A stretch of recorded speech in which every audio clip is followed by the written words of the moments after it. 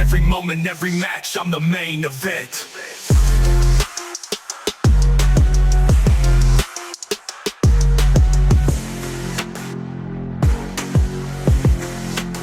Going on, everyone? It's your boy Main Event JJ-USO. We are here for the very first time, first YouTube video dropping on the scene. I am excited that you guys are here. I'm happy you're here, and hopefully you like the video. If you like what's going on even for a second, consider hitting the like button, follow button, subscribe button. Join us on this great adventure. You are here day one. You're my A1 since day one, so I appreciate it. Definitely respect big time. So guess what, people? We're here. You saw from the title, baby. We were at SUMMER SLAM. Check out the merch, right? We got the merch. We had to get the merch, right? We got the shirt. It says I was there on the back, SummerSlam 2025, right there in New Jersey. So I just want to talk about it a little bit, just a little bit, guys. So there's so much that happened there. Let me tell you, from the jump, this was my first PLE, my first big event ever in my entire life, going to something like this, right? And it was dope, bro. It was dope. The weather was on point. It was vibing. There was no crazy rain or something like that. There was every now and again there was a cool breeze. So it was a stadium in MetLife Stadium out in New Jersey, and it was amazing, y'all. They had a stage that was set up. They, of course, set it up, made it look dope. Every time there was a new superstar that came out, they had the big screen up. Certain people had fireworks, certain people had fire, all that type of stuff. It was 100% a vibe. But not only that, I felt like I saw some comments, people online saying stuff like, oh, I felt like the crowd was dead. Nah, brother. If you were there, boots on the ground, you knew it was lit. Everybody was there, loud, making noise, making, chants, everything you would expect from a big event. And then some, because the vibes were immaculate, okay? So it was definitely a really good time. One downside, though, I'm just being 100 with you. The MetLife Stadium, trash. Trash in the sense of the concessions. Bro, I missed out on, like, 2 or 3 matches trying to wait to get some snacks. I just wanted a burger or a pizza. Bro, the lines were crazy, and it's not just because there were a lot of people. It was just because of the fact that they were the staff was very slow, and I'm pretty sure there was a period of time where they ran out of food. What? They ran out of, I think they ran out of pizza or something like that. In any event, it was bad. And I know before y'all say, oh, well, you know what, there was just so many, 100,000, 60,000 people one night, 60,000 people another night, so whatever. Listen, they had multiple concession stands on different floors, and everybody and their mama was slow. I don't know what it was. I don't know what it is. I have no idea. But that's probably like the only downside, so to speak. So that's a no yeet, if you know what I mean. But let's get into it, guys. So as far as the actual event itself, there was so much that happened. And it started off with Braun and Braun Security versus Jey-USO and Roman Reigns. It was dope. So I'm gonna be honest with you. There was I had some stuff that happened in the beginning. I don't want to get into it because I get frustrated from thinking about it. But I was able to see the match. The match was insane. It was great. It was fun. It was exciting. It's what you wanted. It's what you wanted out of a main event match, so to speak. And I consider all these matches main event. So that's where I'm getting at with that. But it was what you wanted out of seeing Roman Reigns and Jey-USO coming together, the family bond. It was great. There was a lot of moments. Braun Breaker was doing some funny stuff. Everybody was doing some crazy things. It was great. I definitely enjoyed it.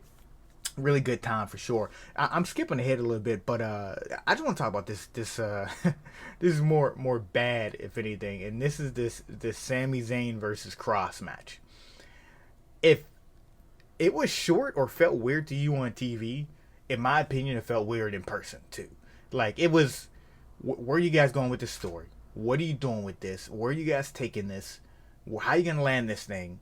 The only thing that was really interesting about the match was when they brought in the metal pipe, and it was like, all right, is he gonna use that? He could win. If he wins with the pipe, then I guess Cross is right, and Sammy is like a liar or a faker or whatever it is. But Cross would lose, and Zayn would win the match. That would make it a little bit more interesting. But instead, he did the classic. I'm not gonna. I'm like, and then next it was over. It was I think it was probably like a 8-minute match, something like that. It was a pretty all things considered, it was a pretty short match, and it kind of felt like it. It felt like he was out there and then he was gone. And then let's get into it, guys. This was actually, I really don't lock in too much on the celebrity matches, but this one, for some reason, it was like, bro, I really wanted Jelly Roll to lose. And it was funny because the majority of times when it comes to celebrities, they don't lose. Celebrities get the dub. That's just what it is. Celebrities get the dub. And in this case, the celebrity did not get the dub, and I was so happy. And I tell you what, I got to say it on record here. People give Logan Paul a lot of hate, and I felt it. You know, when you're there, boots on the ground, you hear people, oh, you suck, Logan Paul. And I get it. You know, people get into it, the kayfabe of it all, his characters. You know, he's meant to be annoying. But brother can go out there and perform. Like, I didn't grow up watching Logan Paul, Jake Paul, any of them, so I don't really care either way about their whole. I get their YouTubers, all this. I get, but brother's out there really doing high flying, and of course he did the classic. You know, I think he had the 2 primes. He said poof when he jumps off. Like, brother really be putting it out there. He be putting it on the line, and you know, I just gotta say I respect that. You know what I mean? Because I know people like to get on him and say he's a YouTuber and all, but he did his thing out there. He did his thing. I kind of felt like Randy Orton was there, like he was present, and it's not to say that's his fault or anything like that, but I feel like there wasn't too much he really did. You know, he's got his, or an RKO is always gonna pop regardless. We know that, but I don't know. In any event, I felt like that was very entertaining. It went exactly the way I wanted it to go. I didn't think it was gonna go that way at all, but it did, and I was very surprised.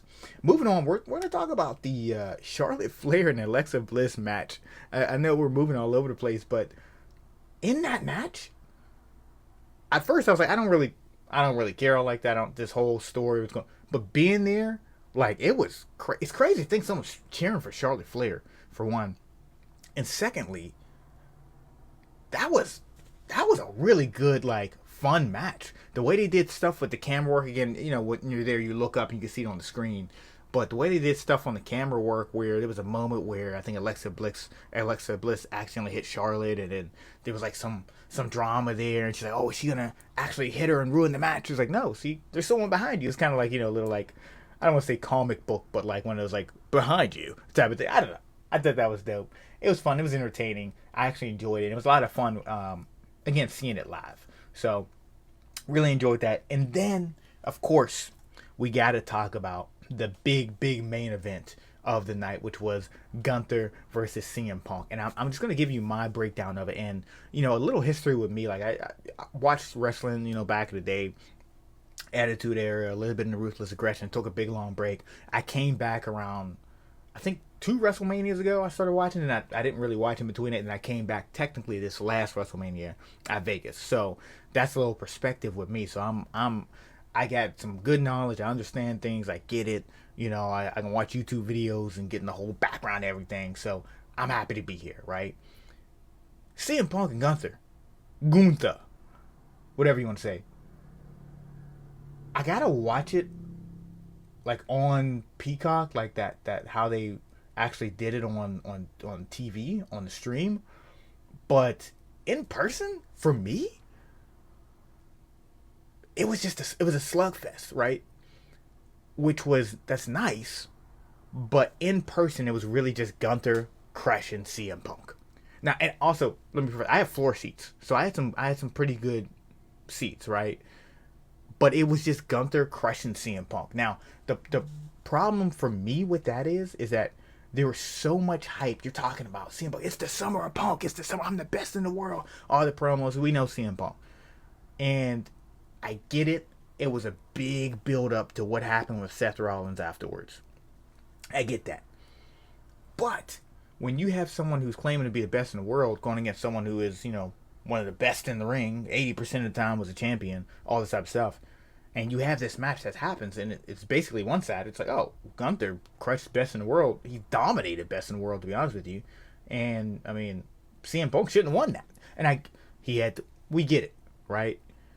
But it's like, yeah, watching that just wasn't my favorite. It was kind of cool to see CM Punk just get thrashed around like that.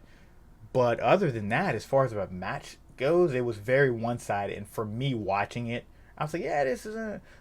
I get that it built up to Seth Rollins, and I think that was definitely dope because that is what the whole story is what made it. The match itself was either way, in my opinion, but the entire story as a whole is what made it great.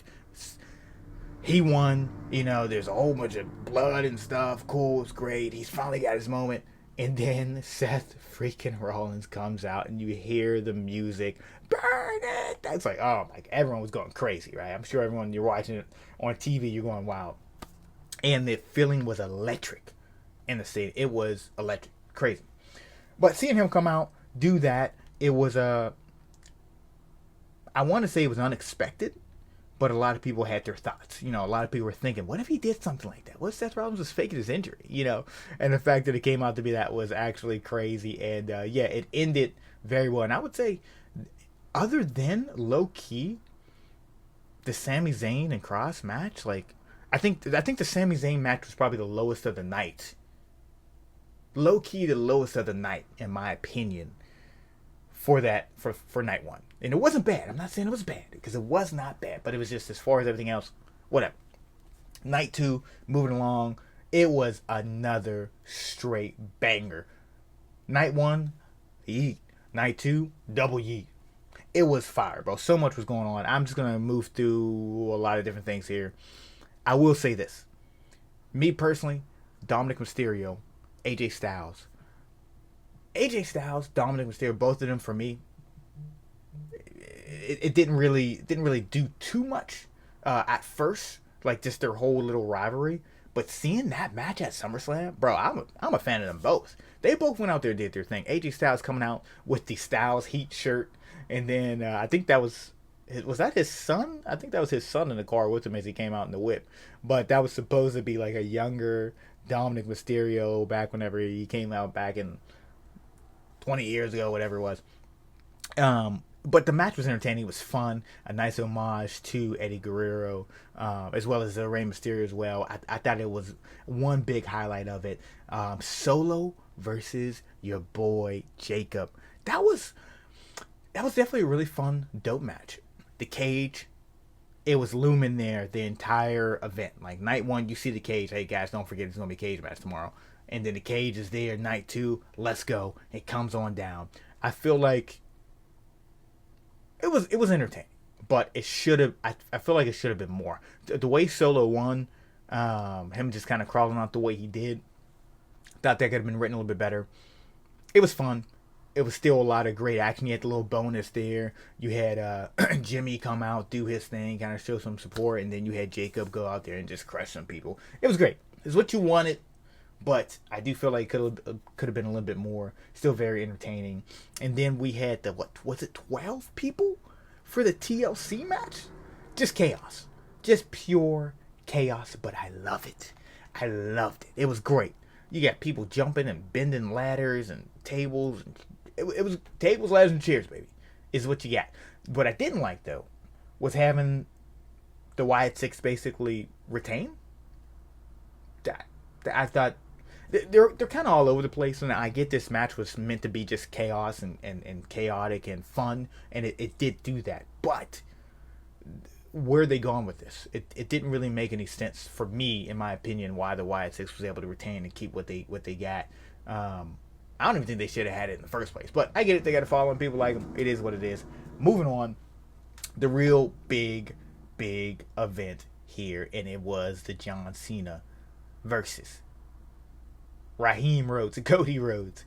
And yeah, guys, I'm sure it was just as great on TV, but when it was there in person, it was great. Like, massive respect to see John Cena go back to babyface, so to speak, and to see him kind of be what he is, which is just a great entertainer. And you got a nice little nod back to what he was back in the day. And Cody Rhodes there, Cody Rhodes was, people were thinking, is he going to turn heel? All this. I don't think there was any signs of that. I think your boy was just acting the way you're supposed to act in the middle of a street fight. He's using weapons. He's using the actual ring ropes and stuff. It's a street fight. It's a street fight. Not, I don't think anybody would say. And you know, he had like remorse when he was doing everything. It was amazing, y'all. And I truly, I was like, oh man, I really don't know who I would really want to win. It was great to see Cody Rhodes come back and retain. I don't know what they're gonna do because he's got this whole Street Fighter thing coming up, and I know he's gonna be out for a little while. But yeah, very entertaining. And of course, the biggie, the big boy returned, which was Brock Lesnar. Brock Lesnar came out, and it was crazy. I think it was kind of like a Marvel movie. You see people leaving when the match is done, trying to beat traffic, and I'm like, bro, don't leave. I feel like you never know, something could happen. Just stay a little bit, and then your boy.